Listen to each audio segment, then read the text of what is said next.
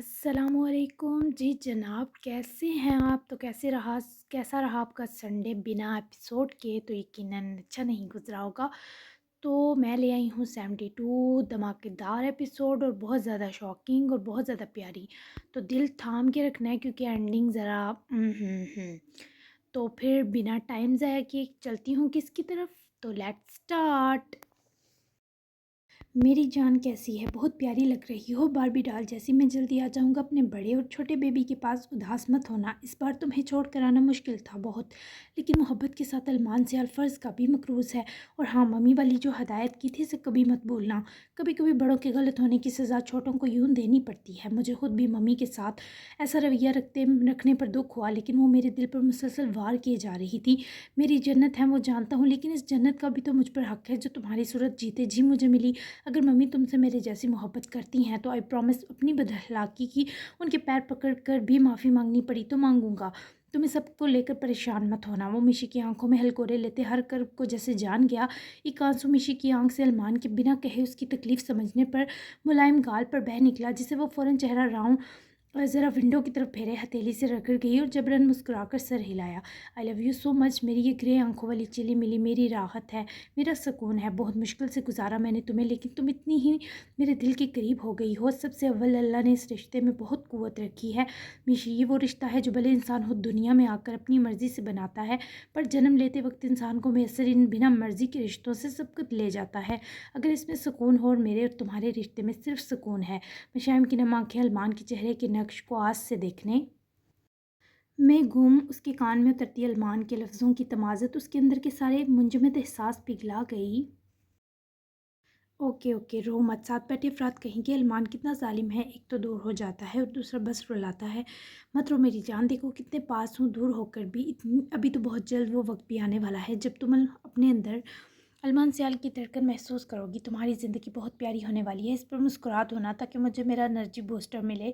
اس کے محبت بھرے جملوں پر مسکراہٹ ہی آنکھوں میں نمی پھوٹی پر ضبط کرتی رہی۔ یہ ہوئی نا بات، مسکراہٹ اس کے چہرے سے جدا مت ہونے دینا، اس چہرے سے جدا مت ہونے دینا۔ میرے لیے ہمیشہ مسکرانا مشائم المان، تمہاری مسکراہٹ جلتی زمین پر گرتے بارش کے ٹھنڈے یخ قطرے جیسی پرتاثیر ہے۔ یہ آنکھیں مجھے دے دو یار۔ وہ حالانکہ خود اس سے دلکش آنکھوں والا تھا، پر مر مٹا تو مشائمی آنکھوں پر گیا تھا۔ ایسا ممکن نہیں، وہ دھیما سا لجائی بولی، میری تم لے لینا۔ وہ اسے قائل کرتا اتنا پیارا لگا کہ لمحہ بھر میشی نے گردن پھیری۔ آئی جان دوسری جانب چہرہ کے باہر گزرتے منظر دیکھنے میں گم تھی۔ چاچو ڈرائیونگ کر رہے تھے، کنول بھی فون کے ساتھ بزی تھی، اور اسی کا فائدہ اٹھائے میشی نے جلدی سے اسکرین پر پیار دیا۔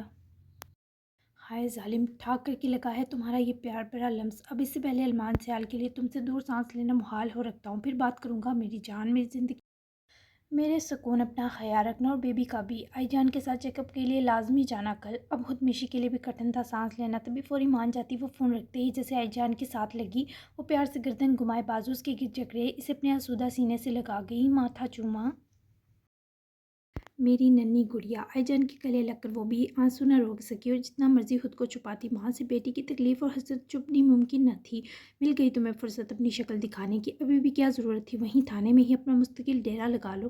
سائم اور بہار واپس آئی تو رات کے 8 بج چکے تھے، اور حسیب نے بھی بہرام کا معاملہ اپنے ساتھیوں کے سپرد کیا اور واپس خانزادہ حویلی پہنچ آیا۔ بہار جب روم میں آئی تو حسیب کو واش روم سے نہا کر ٹراؤزر شرٹ میں نکھرے انداز و سراپے کیمرہ نکلتا دیکھے بنا وارننگ لپکتے برسی۔ حسیب کے ہونٹوں پر مسکراہٹ سجی اور ایک ہی جھٹکے سے روٹھی بہار کو کمر میں ہاتھ ڈالے کھینچ کر اپنے سینے سے لگایا۔ ماحول آگ پکڑ گیا۔ وہاں کون ہے میرا اتنا قریبی جسے دیکھ کر حسیب کی پہاڑ راتیں کٹ سکے؟ بہار کے گال سے بے حدی سے لب مس کرتا، اس کی گردن پر بے شمار پیار تحریر کیے، وہ لمحوں میں اس کی جان لبوں پر لایا۔ جبکہ بہار ابھی اس سے خفا تھی، تبھی مزاحمت کرتی دور ہوئی۔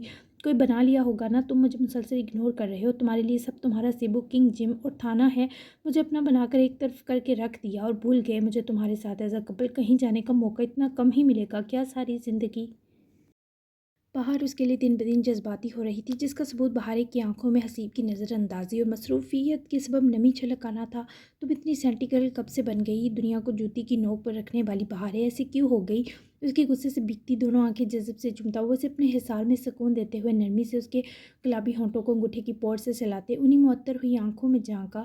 تم نے بنا دیا ایسا اپنی محبت میں ڈال کر مجھے دوبارہ کہیں اپنے بنا جانے مت کہنا حسیب، میں ادھورا فیل کرتی ہوں۔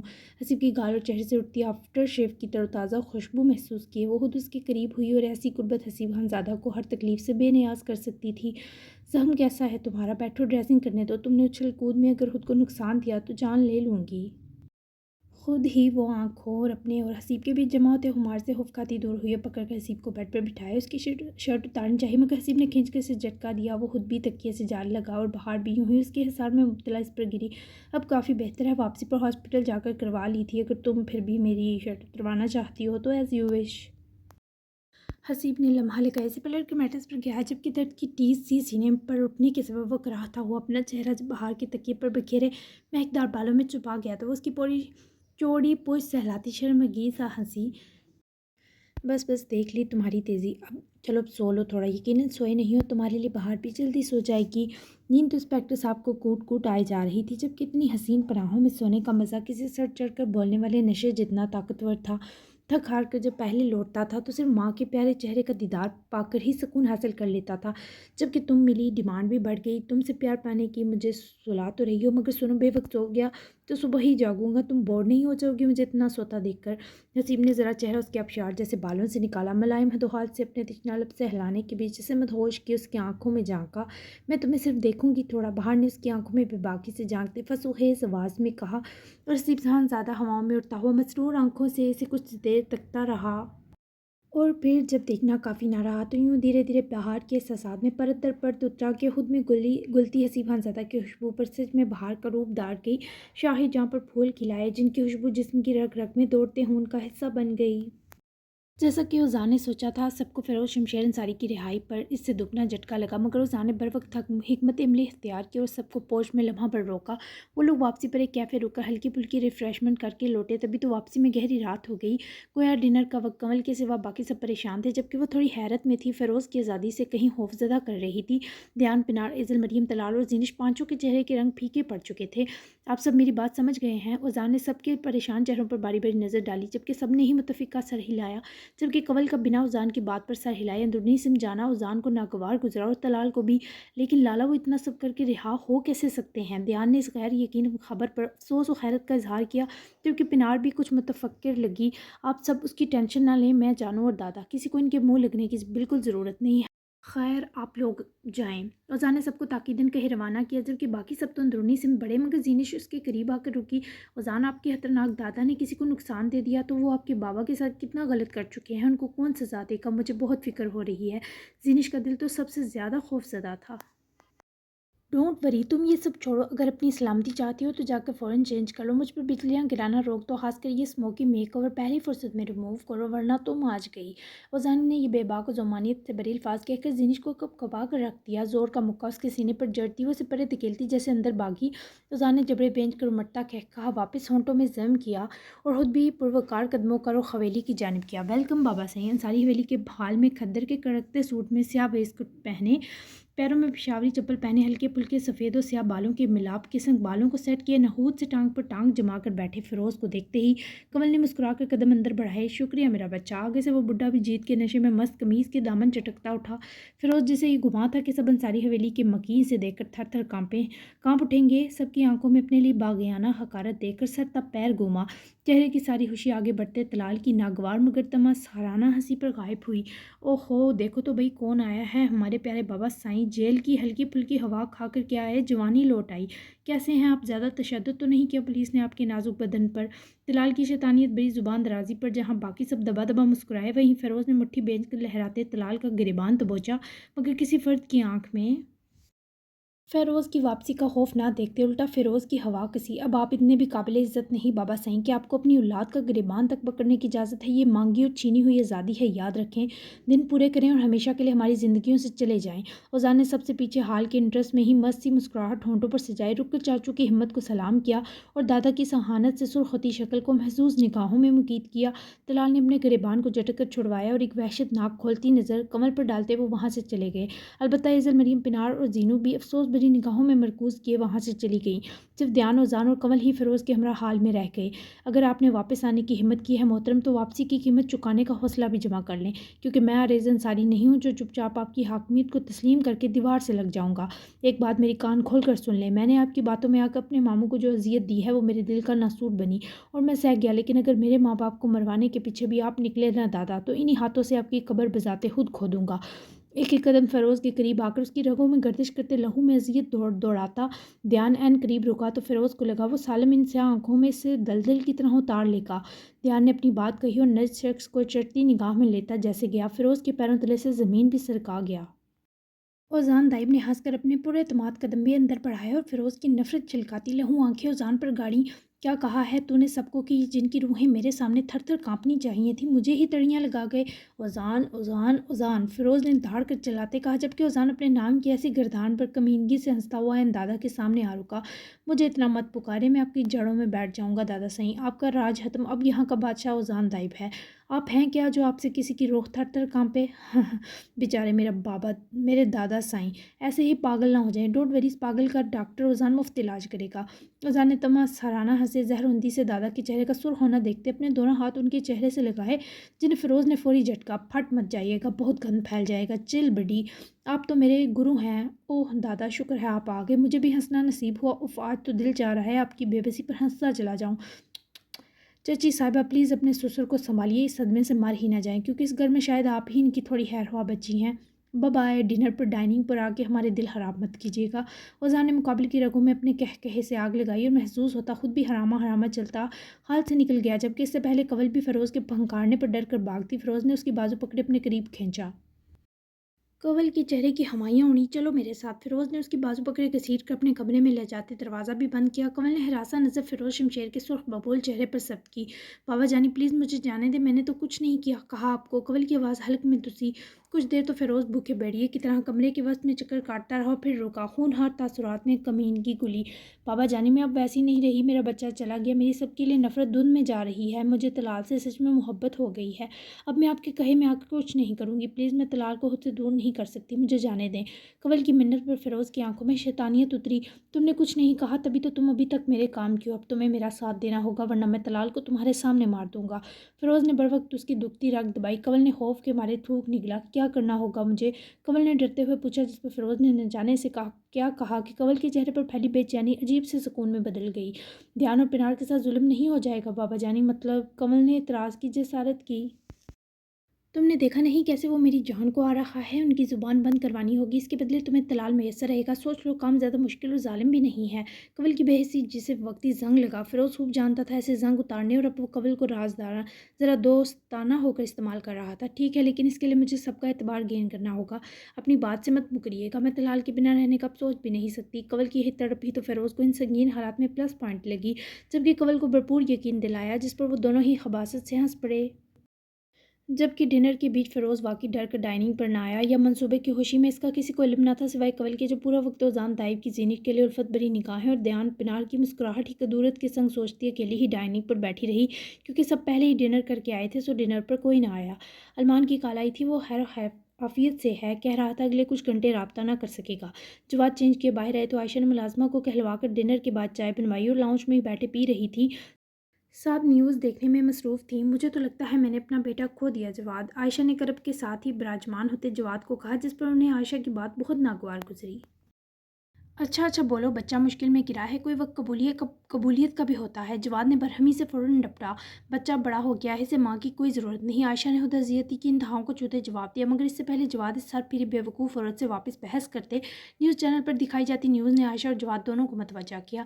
سابق ایم این اے فیروز شمشیر انصاری، جن کو لینڈ مافیا کے ساتھ ملوث ہونے پر پچھلے دنوں اریسٹ کیے 7 روزہ ریمانڈ پر سینٹرل جیل کے سپرد کیا گیا تھا، ان کی ضمانت منظور کر لی گئی ہے۔ فیروز صاحب کے وکیل کا کہنا ہے کہ ان پر لگائے گئے الزامات بے بنیاد ہیں۔ اب دیکھنا یہ ہے کہ کورٹ کی جانب سے ملی اس مہلت پر کیا سابق ایم این اے فیروز صاحب اپنی بے گناہی ثابت کر سکیں گے۔ مزید جاننے کے لیے ہمارے ساتھ بنے رہیں۔ نیوز کی سرخیاں جواد سیال کو تو زیادہ متاثر نہ کر سکیں، البتہ عائشہ سیال ضرور چائے کا کپ میز پر پٹھے اٹھ کھڑی ہوئیں۔ کیا بکواس ہے، وہ درندہ کیسے آزاد ہو گیا؟ جواد، یہ سب کیسے ممکن ہے؟ جواب دیں۔ عائشہ کی مہدہوش حالت پر جواد بھی آہستگی سے کپ میز پر رکھتے اٹھ کھڑے ہوئے۔ وہ آزاد بھی ہو جائے، اب بخشا کسی صورت نہیں جائے گا، تم کیوں پریشان ہو رہی ہو؟ جواد کو عائشہ کا رد عمل کچھ اضافی لگا۔ میں کیوں پریشان ہو رہی؟ یہ آپ پوچھ رہے ہیں؟ ہماری بیٹی ہے اب اس گھر، اگر زینو کی طرح اس بڈھے نے میری پنار کو بھی نقصان پہنچایا تو؟ عائشہ کو الٹا جواد کی دماغی حالت ہلی لگی۔ क्या खुली लूट मची है कि वो किसी को भी नुकसान देता फिरे। Calm down. मैं ओजान से बात करता हूँ इस हवाले से। जवान ने उनको रिलैक्स किया और फ़ोन लिया ओजान से मामला जानने को बाहर निकल गए, जबकि खुद आयशा भी फौरी बेडरूम की तरफ बढ़ी। मैट्रेस पर रखा फ़ोन उठाया और ध्यान का नंबर मिलाया। पिनार और ध्यान इस वक्त खासे परेशान चेहरों के संग सोफे पर विराजमान थे। पिनार ने चेंज नहीं किया था अभी तक, और ध्यान की मुसलसल चुप से कुछ खौफजदा थी।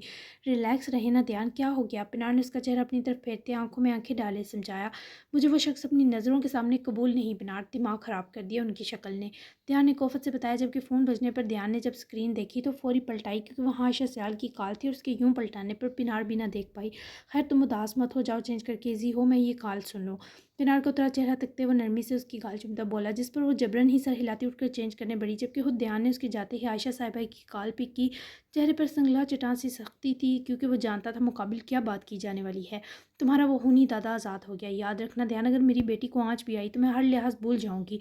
बेटा अंसारियों की चहीती ले उड़ी और बेटी को मैंने अपने हाथों जहन्नम भेज दिया। आफरीन है मुझ पर। आयशा के संगदिल रवैया और कड़े लफ्ज़, सख्त अल्फाज इतने बुरे थे कि ध्यान का दिल जला गया, लेकिन इस सूरत को अब भी एहसास ना हुआ। अब जानती हैं आप क्या बोल रही हैं? हमेशा से आपकी जलन मुझे सच में चौंका गई है। वो हम सब में से मासूम तरीन रूह है। कुछ तो ख्याल करें और मुझे धमकाना बंद करें। पिनार को मुझसे अब सिर्फ मौत ही छीन सकती है। ध्यान का लहजा बेइरादा तेज़ हुआ और साफ आया था वो अपनी शर्त से मुकर रहा है। ये तुम्हारी खुशफहमी है अपनी बेटी की हिफाजत के लिए, ये मात इसे तुमसे तो क्या किसी से भी छीन सकती है। मैंने तुम्हें वार्न करना था, कर दिया। आयशा सयाल की धमकी को सिर्फ धमकी मत समझना। अपने अंदर उठते जहर और गुस्से को काबू किए भी वो अपनी फजूल की धमकियों से ध्यान का दिमाग ख़राब कर गई, ऊपर से मुंह पर काल भी बंद की।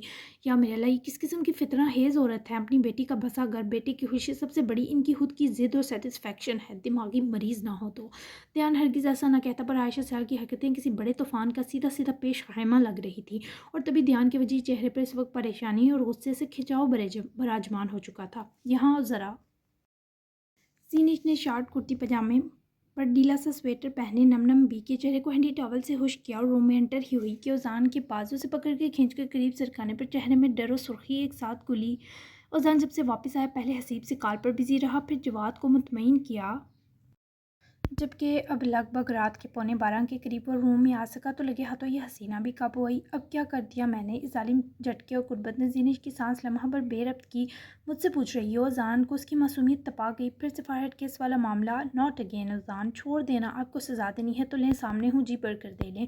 मेरा मूड आपके दादा को देख कर वैसे ही ऑफ हो गया है। जीनिश की कोफत पर हल्की सी मुस्कुराहट ओजान के होंठों पर आकर मादूम हुई। वो तुम्हारे भी दादा हैं। ओजान की मुस्कुराहट दबाकर याद दिलाने पर वो जो मुंह बसवड़े थी बोलेपन से मुस्कुराई। ओ हाँ, मुझे याद ही नहीं रहा। मुस्कुराती हुई वो ओजान की सारी अफकी दूर कर गई। इससे पहले वो उसकी कमर जकड़े जीनिश की हंसी को बढ़ाकर और दिलकश करता। जीनिश ने हथेली उसके होंठों पर धीरे से जमाई। घर में इतना टेंस माहौल है, लेकिन आपको बस अपनी ही दुनिया में मस्त रहना है। कभी स्लो नहीं पड़ते ना? क्या स्पेशल डिग्री आपने मेरी जान निकालने में भी ले रखी है? जीनेश ने ये सब रोकथाम और अपने बचाव को कर तो दिया, लेकिन उजान ताइब की सुनहरी पुरहमार निगाहें आंखों की रास्ते दिल में तरती जीनों का सांस रोक गई। नहीं, अभी लेनी है डिग्री, सो अपनी हैर बना लो और स्लो पढ़ें। उजान ताइब के दुश्मन, अगर तुमने मुझे तंग किया तो मुझे बिगड़ने में सिर्फ लम्हा लगेगा। और शदीद मनमानी के मूड में था। अपने होंठों से जुड़ी मुलायम गुलाबी हथेली चूम कर दूर करते इसी हाथ को जीनिश के पुश पर ले जाते पकड़ कर हाथ की पकड़ में जकड़ा वो जिद्दी दिन भर के लंबे सफ़र से उकताया हुआ था, जिसे मनपसंद रूह नशीन की कुर्बत में मस्त होने की जुस्तजू थी। और वो एक लम्हा में मैं आपको देने से रही। बिखरिएगा मत, मैं आती हूँ। जीनिश ने ज़रा सा आगे को झुककर जो जुर्रत का मुजाहरा किया। और जान ताइब ने ऐसे आने को सराहा भी, और मोहब्बत भरे खुशामदीद ने कितने ही लम्हे दोनों के दिल जकड़ दिए। माहौल फसूस से दहक गया। गुलाब जैसी कुर्बत, उसका खुद से उजान को मुलायम से एहसास बख्शना इस शख्स के अंदर सरसराती बेहंगम मौजों को शांत कर गया। लगता है ये लड़की बहुत खुश है उजान ताइब की ऑफिशियल वाइफ बनकर।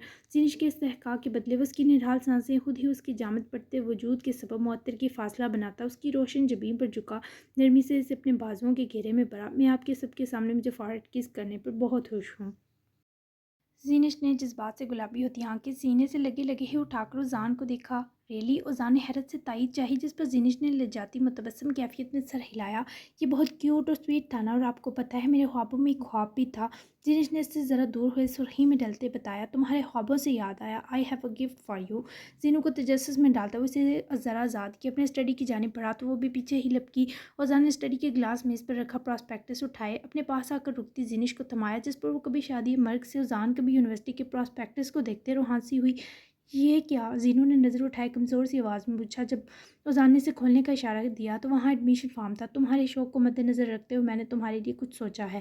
Master in agriculture science and technology, last date 6 دن بعد کی، اپنا ایڈمیشن بھیج دو اور ایک پڑھی لکھی ڈیری اونر بننے کا سفر شروع کرو۔ اذان طیب کے اس گفٹ پر زینش مسکراتی ہوئے اس کے گلے لگی۔ یہ خوشی تو اب تک کی سب خوشیوں پر سبقت لے گئی۔ اب تھینک یو مت بولنا، میں نے صرف پراسپیکٹس لایا، یہ کوئی اتنا بڑا کام نہیں۔ اصل مارکا تو تمہارا ہوگا، لیکن ہاں مجھے بہت اچھا لگے گا تمہارا یہ خواب پورا ہوتے دیکھ کر۔ اذان طیب کو اس نے ایسی نظر اٹھا کر دیکھا جو بہت مبارک اور متبرک قسم کی تھی۔ میں نے کبھی نہیں سوچا تھا کہ رکی پڑھائی کبھی شروع کر پاؤں گی۔ جب یعقوب بابا کی وجہ سے میں پڑھائی روکنے پر مجبور ہوئی تھی تو بہت روئی تھی، حالانکہ بابا نے مجھے بہت کہا کہ میں ایسا نہ کروں، لیکن مجھ سے ان کی تکلیف دیکھ کر کچھ بھی نہ کیا جاتا۔ اذان آپ بہت اچھے ہیں۔ ڈبڈبائی آنکھوں سے تکتی وہ اذان کے پہاڑ جاذب مہکتے سینے جا لگتے، آنکھیں مچ گئی۔ کوئی بات نہیں، تب ان کو تمہاری مکمل توجہ کی ضرورت تھی زینش، اور تم نے سگے اور منہ بولے دونوں بابا کا ہر حق ادا کیا۔ تم جیسی بیٹی قسمت والوں کو ملتی ہے۔ چلو اب مسکرا دو۔ زینش کی پشت لاتا جب وہ کچھ تسلی میں آئی تو خود ہی دور ہوئی۔ اس کی جھکی پلکوں میں اٹکی شبنم اور چہرے پر پھیلتے کرب سے اذان طیب نے اس کی روشن جبین پر جھک کر عطا کیے ملائم لمس سے آزاد کیا۔ زینش مسکرائی۔ اذان طیب کو اس کی مسکراہٹ بے حد مرغوب تھی۔ وہ رک کر، تھم کر، ساکن ہو کر، بنا آنکھوں کے تسلسل کو منقطع کیے سے دیکھنے لگا۔ اس کے جاذب ہونٹوں پر ایک اداس متبسم رنگ تھا۔ اذان کی خاموشی نے ہی بول بول کر زینش کے چہرے پر سرخیاں چھلکائیں۔ اتنے غور سے اذان کی دیکھنے کی تاب نہ لائے، اب تک وہ گھبرا اور بوکھلا گئی۔ ایسے مت دیکھے اذان، میں خود پر بڑی درماندہ ہو کر اس نے اپنی مرمری ہتھیلی اذان کی سنہری آنکھوں کو ڈھانپنے اس کے چہرے پر رکھی۔ اذان نے ہاتھ بڑھا کر اس کا آنکھوں پر جمع ہاتھ ہٹائے، نیچے کو سرکائے، اس کی ہتھیلی چومی۔ زینش نے متغیر ہوتے گلاب چہرے کے سنگ پرنم آنکھوں سے اذان کو دیکھا، جو اسے کئی لمحے اپنے حصار میں یوں ہی لیے رہا۔ اور جب زینش کا ہاتھ پکڑے اسٹڈی سے واپس کمرے میں لایا تو آگے کا منظر دیکھ کر زینش تھم گئی۔ 10 سے 15 منٹ میں پورا کمرہ گلاب کے بکوں اور بلون سے خوبصورتی سے ڈیکوریٹ تھا، جبکہ ازل، مریم، دھیان، میشی، پنار، سعدیہ خود دلال مسکراتے چہروں کے سنگ کمرے میں موجود تھے۔ زینوں نے حیرت سے ان سب کو، پھر اذان کو دیکھا۔ ہیپی برتھ ڈے دنیا کی سب سے خوبصورت بیٹی کو۔ آج زینش کی سالگرہ تھی، جبکہ ٹھیک رات کے 12 بجے سب کا اسے یوں سرپرائز کرنا زینش کو سچ میں رلا گیا۔ دلال نے آگے لپک کر اپنی علائق کی پیاری نشانی کو اپنے سینے میں بھیج لیا۔ زینش نہ چاہتے ہوئے برو دی۔ نہیں میری جان، ایسے روتے نہیں ہیں، تم تو اس گھر اور ہمارے دلوں کی ٹھنڈک ہو، تمہارے یہ آنسو کم از کم بابا برداشت نہیں کر سکتے۔ دلال کی محبت کے آگے وہ مزید روحانسی ہوئی، اور پھر پنار نے آگے بڑھ کر زینوں کو گلے لگایا۔ سالگرہ مبارک ہو میرے بیبے بچے، ہمیشہ اپنے اذان کے ساتھ رہو اور میرے ساتھ بھی۔ پنار نے بھی گلے لگاتے گال پر پیار دی، اپنی روتو بیبے بچے کو خوشی سے نہال کیا، جبکہ ازل، مریم، سعدیہ اور میشی نے بھی آگے بڑھ کر باری باری زینوں کو گلے لگایا۔ اس بیچ وہ اذان کو دیکھنا کیسے بھولتی جس نے بہت چالاکی سے یہ سرپرائز پلان کیا۔ ہیپی برتھ ڈے بھابی جان، یہ میری طرف سے۔ دھیان نے بھی برادرانہ انس لیے وش کیا۔ بہت ہی خوبصورت بلو بیری اور چاکلیٹ فلیور کیک جو دھیان کی طرف سے تھا۔ زینوں نے وہیں روم کے سٹنگ ایریا میں گلاس میز کے پاس نیچے بیٹھتے ہنستے کاٹا، جبکہ سب نے وہیں آس پاس کھڑے سے کلیپ کیے، برتھ ڈے وش کی۔ جتنا دن اور شام عجیب اداس اور بہت جلدی سب نے یہ رات حسین کر دی، اور زینوں کو سب نے بہت پیارے پیارے گفٹ دیے۔ میشی نے کان میں جھکتے سب سے آخر پر گفٹ دیا۔ اللہ کرے آپ اب میرے عضو کو ڈیڈی بنا دیں، آمین۔ میرا گفٹ یہی دعا ہے۔ باقی اچھے والا گفٹ آپ کو یہ کیوٹ نند آپ کو کل دے گی، جو سب سے بیسٹ ہوگا۔ چونکہ اصل پارٹی کل تھی تو ابھی کے لیے سب نے چھوٹا سا سرپرائز دے کر زینوں کے دن کا آغاز حسین کیا، اور سب سے آخر پر میشی ہی اس کے کان میں سرگوشی کرتی عضو سے لاڈ کے سنگ لپٹے، دونوں کو پرائیویسی دیے جیسے ہی کمرے سے نکلی۔ زینش نے پلٹ کر اذان کو محبت بھری نم آنکھوں سے دیکھا، جو دل و جان سے اسے ہی مستقل آنکھوں کا محور بنائے ہوئے تھا۔ اذان، زینش نے بہت مشکل سے اپنی ڈوبتی آواز اس کے پاس جاتے بحال کی۔ اس کی ہتھیلی اپنے ہاتھ میں لیے قریب کرتا وہ اس کی گال پر میشی کی کیک آئسنگ شرارت سے لگا جانے کو دیکھتا، وہیں لب رکھتے ملائمت اور مٹھاس کو زبان پر منتقل کرتا اپنی اس بے خود و گدگداتی حرکت سے زینش کو گلابی کر گیا۔ آپ کو کیسے پتہ چلا آج میری برتھ ڈے ہے؟ زینش نے اس کے دور ہونے پر اور بازوؤں کے گھیرے میں سما کر سانسوں کے قریب تر آتے پوچھا، جس پر اذان نے وہیں ڈریسنگ پر رکھا زینش کا آئی ڈی کارڈ، جس پر اب اذان طیب کا نام درج تھا، کی جانب توجہ تو وہ کھلکھلا دی۔ سب کی گفٹس اور سب کا وش کرنا ایک طرف ہے، لیکن آپ کا گفٹ ایک طرف۔ زینش نے اس کی جذب سے بھری آنکھوں کے قریب آنکھیں لے جاتے اس کی مہکتی سانسوں کو انہیل کیے تراک اور رشک کے سنگ کہا، جس پر اذان نے اس کے ملائم گال سے ہونٹوں کا سفر سرکائے اپنے من پسند حد و حال کی ملائمت محسوس کرنے کی حد کر دی، جبکہ اذان طیب کے کا نرم سے نرم لمس بھی زینش کے دل کو مٹھی میں جکڑ لینے سا تھا، اسے ہوش سے بیگانہ کر دیتا۔ اور میرا وش کرنا بھی ایک طرف۔ ہیپی برتھ ڈے دنیا کی سب سے خوبصورت اور پیاری بیوی کو، جس سے اذان طیب بہت محبت کرتا ہے۔